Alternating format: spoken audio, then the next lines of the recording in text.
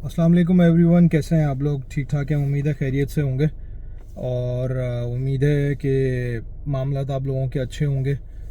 और काफ़ी दिनों बाद आप लोगों से वीडियो के थ्रू जो है वो बातचीत होगी।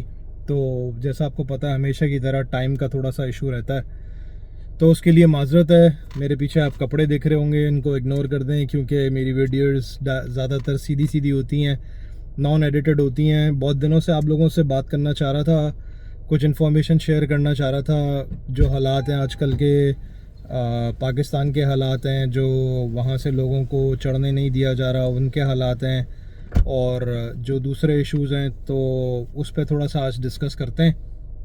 ओके, सॉरी बीच में थोड़ा सा पॉज हो गया था। तो मैं आप लोगों से डिस्कस करना चाह रहा था कि जो आजकल के हालात हैं ओवरऑल, वैसे तो पूरी दुनिया में आग लगी हुई है। सूडान में 1.5 लाख लोग मर गए, गज़ा फ़लस्तीन का हाल आपको मालूम है, श्रीलंका फ्लडेड है पूरा, इंडोनेशिया फ्लडेड है पूरा तो नहीं, मतलब काफ़ी ज़्यादा नुकसान हुआ है। मलेशिया में भी काफ़ी ज़्यादा फ्लड्स आए हैं। तो दुनिया जो है वो काफ़ी मुश्किल हालात से गुज़र रही है। तो आप लोगों की इंक्वायरीज़ मुझे आती रहती हैं। तो बेसिकली ये वीडियो आज मैं इसलिए बना रहा हूँ कि आजकल के हालात के हिसाब से किन लोगों को मलेशिया आना चाहिए और किन लोगों को मलेशिया नहीं आना चाहिए। कोई कहता है मुझे रेस्टोरेंट खोलना है छोटा सा, कोई कहता है मुझे कियोस्क खोलना है, क्योंकि किसी के पास 30,000 रिंगिट है, किसी के पास 50,000 रिंगिट है, किसी के पास 40,000 है। कोई कहता है कार वॉश खोलना है, कोई कहता है आपकी पुरानी वीडियोज़ में आपने कहा था कि 20,000 में कोई काम हो सकता है। तो मैं थोड़ा सा क्लैरिफाई कर दूं ताकि कौन लोग इस वक्त आए यहाँ पे और कौन लोग ना आए। सबसे पहले जो मज़दूर लोग हैं या जो स्किल्ड लोग हैं उनसे शुरू कर लेते हैं। तो जिस बंदे को कोई काम नहीं आता, जो बंदा वेटर बनना चाहता है या जो बंदा बिल्कुल ही नॉन स्किल्ड आदमी है, इसका मतलब ये है कि जिसको ना वेल्डिंग आती है, ना कोई और काम आता है, ना मैकेनिक है, ना वायरमैन है, ना डेंटर पेंटर है, ना शेफ़ है, ना कुक है, वो बंदा यहाँ पे ना आए। उसकी यहाँ पे कोई जगह नहीं है, क्योंकि ऑलरेडी यहाँ पे लोग इतने हैं जिनको नौकरियाँ नहीं मिल रही।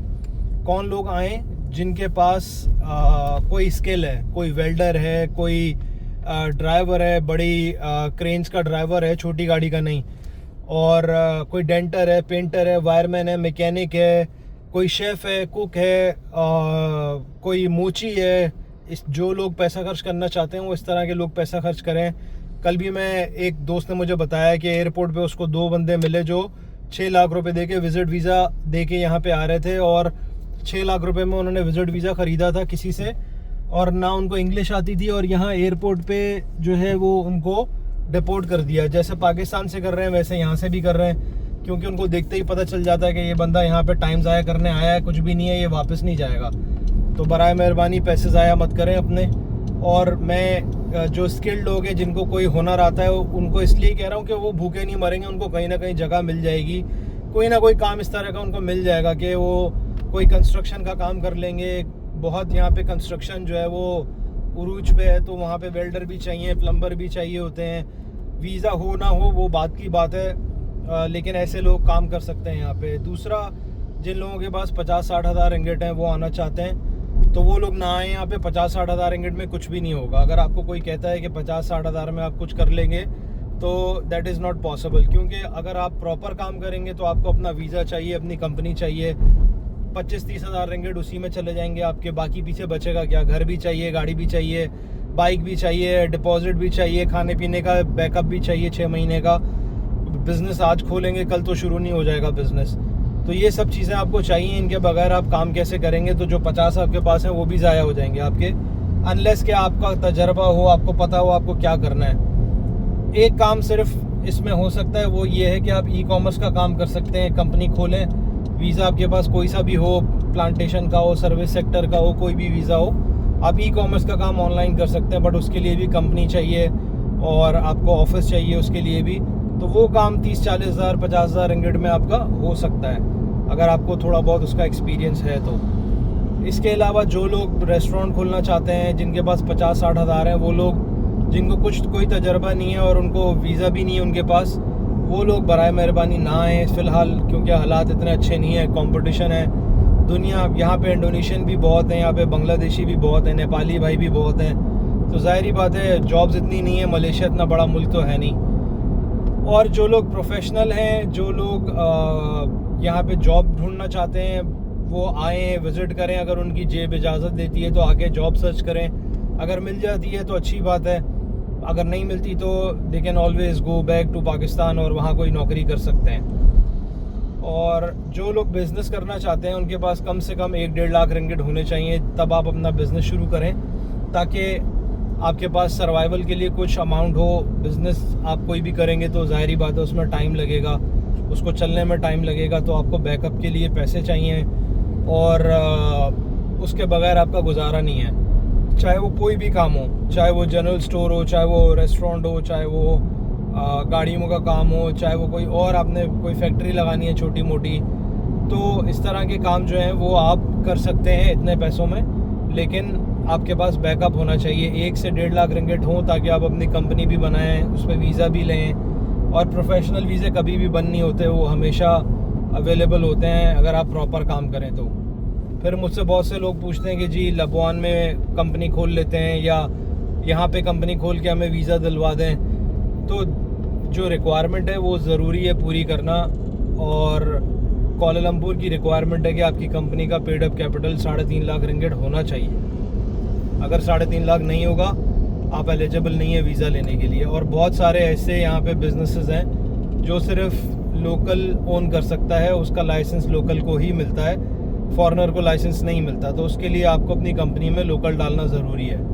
लबवान में अगर आप कंपनी खोलते हैं तो वहाँ पर ये फ़ायदा है सिर्फ कि आपको पेड अप कैपिटल शो नहीं करना पड़ता, लेकिन लबवान की कॉस्टिंग बहुत ज़्यादा है। अगर आप वहाँ कंपनी रजिस्टर करें तो और वीज़ा लें वहाँ से 2 साल का, तो $12,000 अप्रॉक्सीमेटली प्लस माइनस $12,000 का खर्चा है वहाँ पे, US डॉलर 12,000। तो जिसके पास इतने पैसे होंगे वो तो लगा सकता है, जिसके पास नहीं है वो खाली पैसे लगा के बाद में काम क्या करेगा। और लबवान की कंपनी पे आप यहाँ रेस्टोरेंट और इस तरह के काम नहीं कर सकते। तो मोस्टली मुझे यही सवाल आता है कि हम लबवान से वीज़ा ले लें और यहाँ पे रेस्टोरेंट खोल लें या कियोस्क खोल लें, तो विच इज़ नॉट पॉसिबल। सो ये थोड़ी बहुत चीज़ें हैं, इसको अपने माइंड में रखिएगा आप लोग, और हालात को देख कर आएँ। अगर आप विज़िट पे भी आ रहे हैं तो मेक श्योर आपकी डॉक्यूमेंटेशन प्रॉपर हो। और दिन ब दिन सख्ती बढ़ती जा रही है, मलेशिया में भी बढ़ रही है और पाकिस्तान में तो आपको पता ही है क्या हो रहा है। तो अभी तो वो वहाँ यही सीन है कि माल बचाओ, खाल बचाओ, जान बचाओ वाला सीन है। और जिन लोगों के पास पैसा है उन लोगों के पास अनलिमिटेड पैसा है, जिनके पास नहीं है, जो मिडिल क्लास होते हैं हमारी तरह के, जो लोअर मिडिल क्लास हैं, पता नहीं अब लोअर मिडिल क्लास रह भी गई है कि नहीं, तो उनका जो है वो बंदोबस्त उनको करना मुश्किल होता है, क्योंकि उन्हें पैसे भी बचाने, इज़्ज़त भी बचानी है। और कोई शॉर्टकट नहीं है। अगर आपको मलेशिया में कोई कह रहा है कि कोई शॉर्टकट है तो मुझे भी ज़रूर बताइएगा, मैं भी देखूं कौन सा शॉर्टकट अवेलेबल है वीज़े के लिए। सो ये कुछ मेरे दिमाग में सवाल जवाब थे जो मैंने कहा आपसे शेयर कर लूं, और आप लोगों को शायद कुछ फ़ायदा हो जाए इससे, कि पैसे अपने ज़ाया मत करें, थोड़ा सा टाइम वेट करें, जैसे तैसे भी गुजारा करें पाकिस्तान में, और बाद में जब कोई अपॉर्चुनिटी अच्छी निकले तो फिर आप लोग आ सकते हैं। या फिर कहीं और, अगर आप इंडोनेशिया विज़िट करना चाहते हैं तो इंडोनेशिया देख लें, वहाँ पे भी ऑप्शंस अवेलेबल हैं, बट अगेन आपको रिसर्च करनी पड़ेगी कि क्या करना है। और मेरा नंबर आप लोगों को पता है 006-012-501-7861। अगर किसी को रब्ता करना है, अगर कोई सीरियस है और कोई उसको मेरी वीडियोस के अलावा कोई सवाल पूछना है तो आप मुझे वॉइस मैसेज कर दें, मैं आपको जवाब दे दूंगा इंशाल्लाह। और जिन लोगों से मेरी मुलाकात हुई है उनको भी मैंने यही बोला है।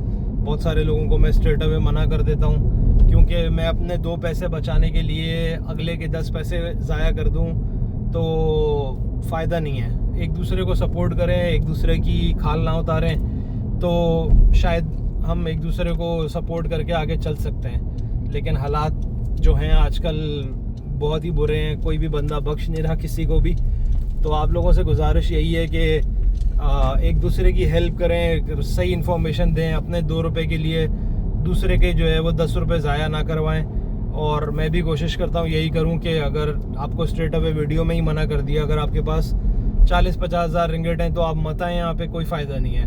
हाँ, अगर आपके पास कोई स्किल है तो फिर ज़रूर आएँ, स्किल आदमी का कहीं पे भी गुजारा हो जाता है।